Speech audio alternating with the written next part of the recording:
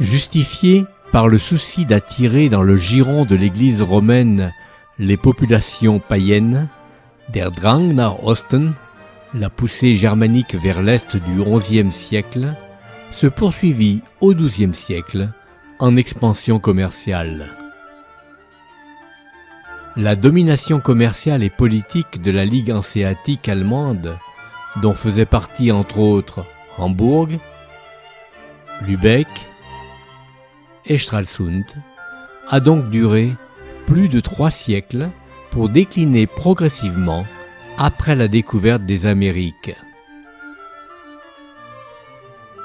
Si la Hanse apporta la prospérité aux villes adhérentes, elle exerça également une influence sur l'architecture des villes autour de la mer Baltique.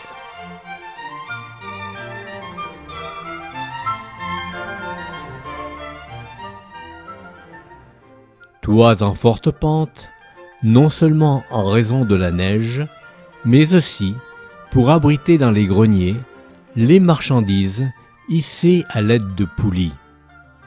Architecture gothique construite en briques cuites, dont certaines, dans les hauteurs, pouvaient être moulées selon différentes formes décoratives.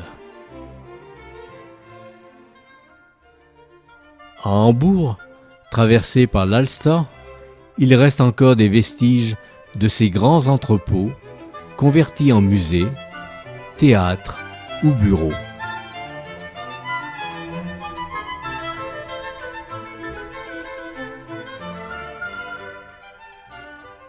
Quant à la fête du port, elle perpétue le prestige maritime de son passé.